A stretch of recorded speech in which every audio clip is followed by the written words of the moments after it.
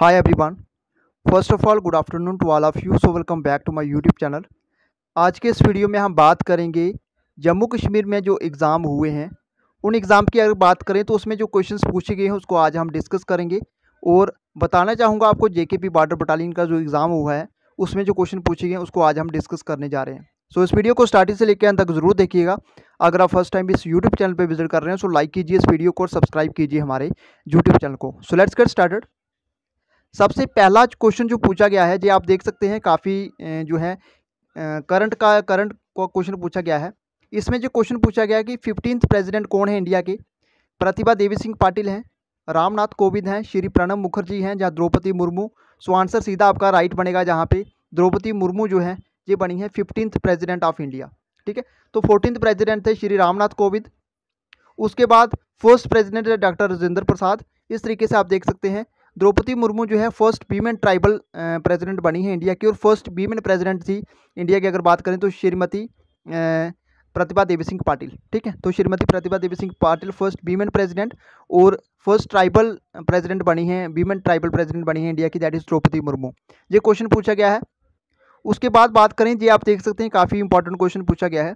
JNK reorganisation act जो है इसको पास किया गया पार्लियामेंट में, parliament of India in which year. तो सीधा सा क्वेश्चन यही है कि 2019 में इसको पास किया गया। सो आंसर आपका बी बनेगा। उसके बाद क्वेश्चन की बात करें तो ये आपके लिए काफ़ी इंपॉर्टेंट है। नॉन कॉपरेशन जो मूवमेंट है इसको लॉन्च किया गया था ब्रिटिश गवर्नमेंट के अगेंस्ट इन विच ईयर। तो कौन से साल इसको लॉन्च किया गया था? सो इसको लॉन्च किया गया था 1920 के दौरान। ठीक है, तो 1920 इसका राइट आंसर रहेगा। 1920 से लेके फरवरी 1922 तक ये नॉन कॉपरेशन मूवमेंट चला था। उसके बाद चोरी चोरा इंसिडेंट होने के बाद इसको विड्रॉल कर दिया था गांधी जी ने। तो गांधी जी के द्वारा चलाया गया था नॉन कॉपरेशन मूवमेंट। उसके बाद अगर बात करें तो ये एक सिंपल सा क्वेश्चन पूछा गया था कि कितने वेदास हैं हिंदू रिलीजन के अंदर। तो हिंदू रिलीजन के अंदर 4 वेदास हैं, ऑप्शन आपका बी बनेगा। तो देख सकते हैं ऋग्वेद है, यजुर्वेदा, सामवेदा, अथर्ववेद। ठीक है, तो इस तरीके से 4 वेद हैं हिंदू रिलीजन के अंदर। नेक्स्ट क्वेश्चन की बात करें तो ये क्वेश्चन पूछा गया है जहाँ पे वंदे मातरम जो है किसके द्वारा लिखा गया है। वंदे मातरम लिखा गया है बंकिम चंद्र चैटर्जी के द्वारा, अलीमा इकबाल के द्वारा, बीजे तिलक के द्वारा, रविंद्रनाथ टैगोर के द्वारा। सो आंसर बनेगा आपका ऑप्शन ए, बंकिम चंद्रा चैटर्जी। ठीक है, तो BC चैटर्जी के द्वारा लिखा गया नेशनल सॉन्ग वंदे मातरम। ये क्वेश्चन भी एग्जाम में पूछा गया है। उसके बाद बात करेंगे जहाँ पे ये क्वेश्चन पूछा गया, आप देख सकते हैं यहाँ पे पहले गवर्नर कौन थे JNK के। यानी कि बात की गई है जब जम्मू कश्मीर एक स्टेट हुआ करती थी तो पहले जो गवर्नर थे जम्मू कश्मीर के वो थे डॉक्टर करण सिंह। ठीक है, तो doctor Karan Singh option B रहेगा। अगर आपको क्वेश्चन पूछा जाता है कि लास्ट गवर्नर कौन थे जम्मू कश्मीर के, तो वो थे श्री सत्यपाल मलिक। और फिर उसके बाद 2019 के बाद जम्मू कश्मीर को 2 यूनिट टेरिटरी में डिवाइड किया गया, फिर बने फर्स्ट LG, पहले LG बने गिरीश चंद्र मुर्मू, जो अभी करंट में क्या है कंट्रोलर एंड ऑडिटर जनरल है इंडिया के। और अभी में करंट में अगर क्वेश्चन पूछा था कि करंट LG कौन है जम्मू कश्मीर के, वो है श्री मनोज सिन्हा। तो इस तरीके से इन क्वेश्चंस को आप कवर कर सकते हैं। नेक्स्ट क्वेश्चन की बात करें तो ये क्वेश्चन जहाँ पे पूछा गया कि कौन सा टाइप जो आयरन ओर है, ये कौन सी टाइप ऑफ रिसोर्स है। क्या ये रिन्यूएबल है, बायोटिक है, नॉन रिन्यूएबल है या फ्लो है। सो आंसर बनेगा आपका ये नॉन रिन्यूएबल है। ठीक है, तो देख सकते हैं रिन्यूएबल एनर्जी सोर्स क्या होती है, एक ऐसी एनर्जी होती है जो ड्राइव होती है नेचुरल रिसोर्सेज से। ठीक है, that are replenished at a higher rate than they are consumed. यानी कि जैसे वो इतनी जल्दी कंज्यूम नहीं होती जितनी जल्दी वो बनती है। जैसे सनलाइट है, ठीक है, तो विंड है जी आसानी से जी क्या होगी, ये कंज्यूम नहीं होगी। ठीक है, तो बढ़ने की इसकी जो बढ़ने की स्पीड होगी वो ज़्यादा होगी और कंज्यूम की जो स्पीड है वो कम होगी। ठीक है, ये क्वेश्चन पूछा गया एक एग्ज़ाम में कि इसमें से कौन सा जो है रेप्लेनिशेबल रिसोर्स है। ठीक है, रेप्लेनिशेबल मतलब दोबारा से जो रीफिल हो जाता है। कोल है, फॉसिल फ्यूल है या विंड एनर्जी है या नेचुरल गैस है। सो आंसर आपका विंड एनर्जी बनेगा, ऑप्शन सी। ठीक है, तो ऑप्शन सी इसका राइट आंसर रहेगा। इसके बाद कुछ और क्वेश्चन की बात करें तो एलोवियल सॉइल जो है कहाँ पे पाई जाती है। एलोवियल सॉइल पंजाब के अंदर, छत्तीसगढ़, कर्नाटका या मणिपुर के अंदर। सो आंसर आपका बनेगा ऑप्शन ए, ये पंजाब के अंदर पाई जाती है एलोवियल सॉइल। ठीक है, उसके बाद प्रोजेक्ट टाइगर को लॉन्च किया गया इंडिया के अंदर, कौन से ईयर में किया गया, ये भी क्वेश्चन एग्जाम में पूछा गया है।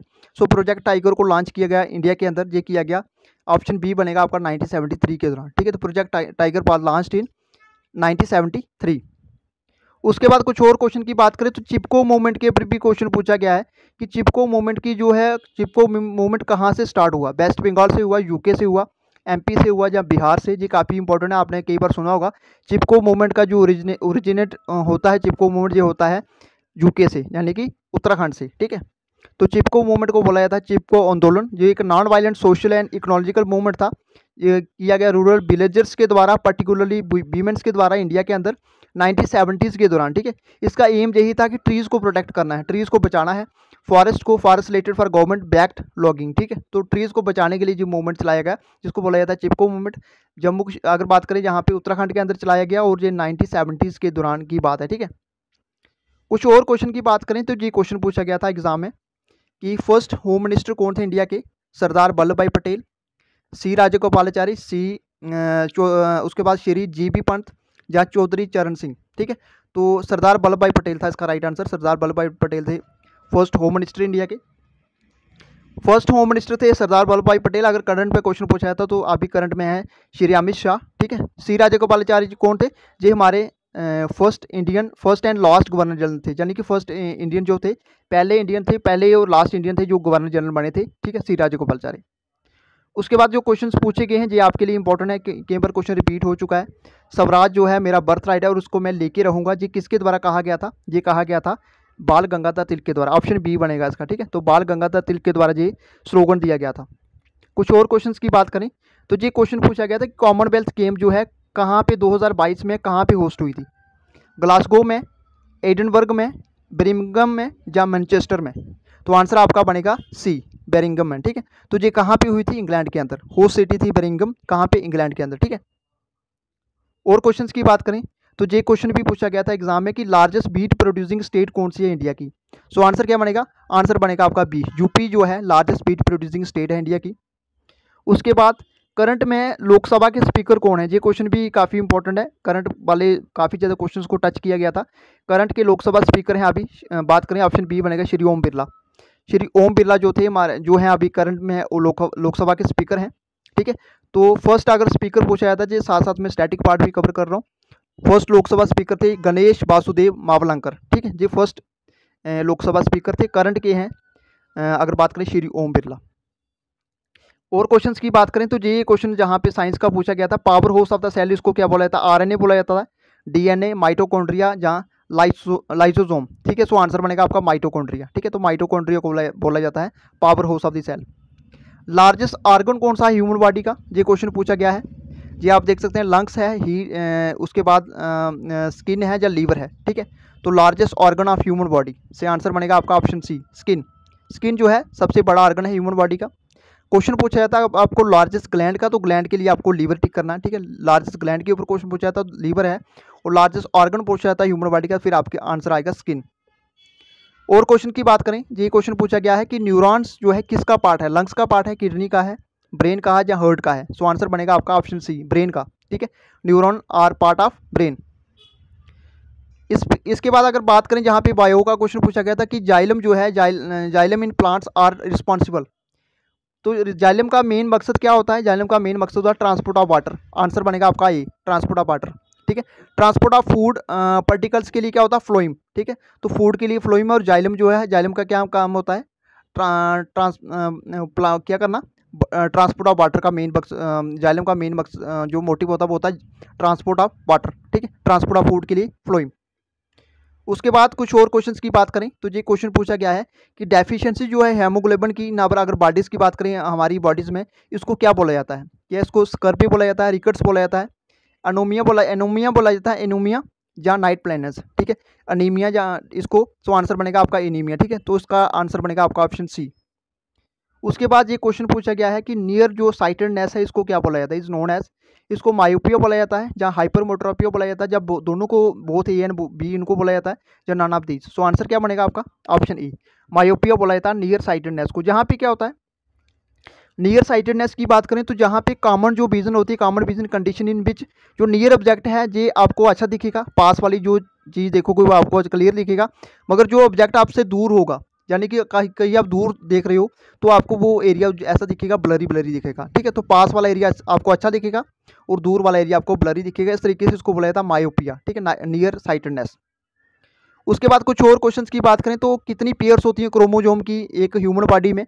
तो ये आंसर आपका बनेगा सी, यानी कि 23। उसके बाद फादर कौन है जेनेटिक्स के फादर हैं ग्रीगर मेंडल, ठीक है, ग्रीगर मेंडल जो है फादर हैं जेनेटिक्स के। कुछ और क्वेश्चंस की बात करें तो ये क्वेश्चन पूछा गया था कि हवा महल कहाँ पे है। ये आप इतना तो पता आपको, राजस्थान के अंदर। और राजस्थान कहाँ पे है? राजस्थान आपको देखने को मिलेगा जयपुर के अंदर। उसके बाद बात करेंगे बटिस्टा जो है ये किस नदी का नेम है, ठीक है, किस नदी का एंशियंट नेम है। सो आंसर आपका बनेगा ऑप्शन सी, झेलम का, ठीक है। झेलम का जो एंशियंट नेम है वो है बिटास्टा। कुछ और क्वेश्चन की बात करें, कश्मीर जो है इसको नेम दिया गया आफ्टर किसके बाद? ये ऋषि कश्यप के बाद, ठीक है, आफ्टर ऋषि कश्यप। आंसर बनेगा आपका ऑप्शन बी।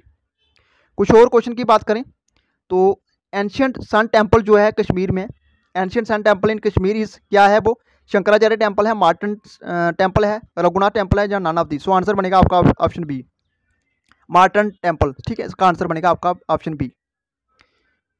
उसके बाद बात करें जहाँ पे जो क्वेश्चन पूछा गया कि नेम जो सूर्यपुत्री है ये किस रिवर को डेडिकेटेड है?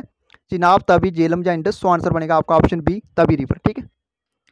उसके बाद यही क्वेश्चन पूछा गया कि जन्माष्टमी जो है सेलिब्रेट किया जाता है किसके बर्थ एनिवर्सरी के लिए? लॉर्ड ब्रह्मा की, लॉर्ड सूर्य की, लॉर्ड कृष्णा या लॉर्ड शिवा के। सो आंसर बनेगा आपका ऑप्शन बी, लॉर्ड, यहाँ पे आंसर आपका बनेगा लॉर्ड कृष्णा, ठीक है, लॉर्ड कृष्णा आंसर बनेगा। ऑप्शन बी नहीं है, सी है, ठीक है, लॉर्ड कृष्णा। उसके बाद कुछ और क्वेश्चंस की बात करें तो ये एक सिंपल सा क्वेश्चन पूछा गया है कि जम्मू कश्मीर के अंदर कितने डिस्ट्रिक्ट्स हैं? तो जम्मू कश्मीर के अंदर 20 डिस्ट्रिक्ट है, ऑप्शन बी बनेगा आपका। आर्मी डे को कब सेलिब्रेट किया जाता है? आर्मी डे होता है 15 जनवरी एवरी ईयर, ठीक है, तो आंसर बनेगा आपका 15 जनवरी एवरी ईयर। और क्वेश्चन की बात करें तो हरि सिंह, महाराजा हरि सिंह के द्वारा जो इंस्ट्रूमेंट ऑफ एक्सेशन साइन किया गया था कौन सी डेट को किया गया था? ये आंसर बनेगा आपका ऑप्शन ए, ठीक है, अक्टूबर 26, 1947। लास्ट में आप देख सकते हैं जहाँ पे क्वेश्चन पूछा गया कि जो नेगेटिवली चार्ज होता है पार्टिकल में इन सेल उसको क्या बोला जाता है? न्यूरॉन बोला जाता है, न्यूट्रॉन, प्रोटॉन, इलेक्ट्रॉन या none of these. So answer बनेगा आपका ऑप्शन सी, इलेक्ट्रॉन, ठीक है। तो पॉजिटिवली चार्ज के लिए उसको बोला जाता है प्रोटॉन। तो फ्रेंड्स ये था आज का हमारा वीडियो जेकेबी बॉर्डर बटालियन की कुछ एक इंपॉर्टेंट एमसीक्यूज जो हमने डिस्कस किए, जो कल इसका एग्जाम्स हुआ था उसको हमने डिस्कस किया। कैसा लगा वीडियो कमेंट बॉक्स में जरूर बताइएगा। वीडियो अच्छा लगा तो वीडियो को लाइक कीजिए, शेयर कीजिए और सब्सक्राइब कीजिए हमारे यूट्यूब चैनल को। Thank you friends, good bye and take care.